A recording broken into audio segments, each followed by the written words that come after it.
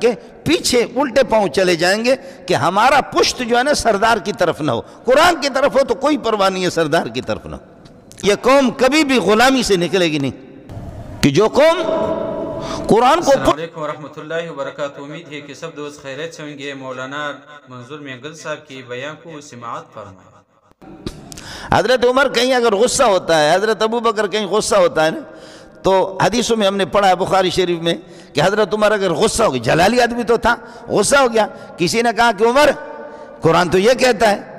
اور آپ غصہ ہو رہے ہیں، تو فرماتے فوراً عمر کا بریک لگتا تھا۔ حدیث میں ہے وَقَانَ وَقَّافًا عَلَى کتاب اللہ، کتاب اللہ جب قرآن کی بات سامنے آتی تو عمر کی بریک لگ جاتے۔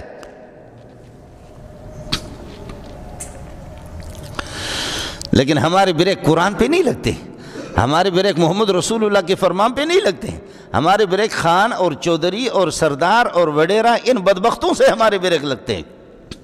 ایک ہمارے صحافی ہے، اللہ اس کو جزائے خیر دے، اس نے بلوچوں کو اور سندھیوں کو دیکھا کہ بلوچ اور سندھی، وہ سردار بیٹھا ہوا ہوتا ہے، سندھیوں کا وڈیرا بیٹھا ہوا ہوتا ہے،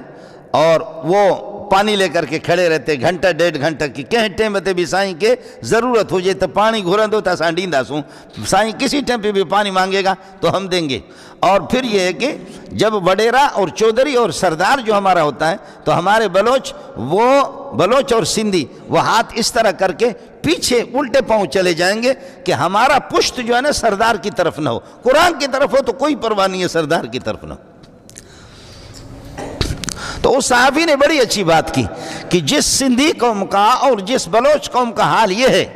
کہ جو اپنے سردار اور چودھری اور وڈیرا کو پشت دے کر کے نہیں جا سکتے، الٹے پاؤں جاتے ہیں، اگر گر بھی جائیں تو کہا کہ یہ قوم کبھی بھی غلامی سے نکلے گی نہیں۔ بہت اچھی بات کی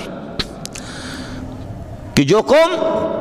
قرآن کو پشت دے سکتے، قرآن کے حکم کو بھی، اللہ کے حکم کو پسے پشت ڈال کر کے قبلے کو، کعبہ کو، مسجد کو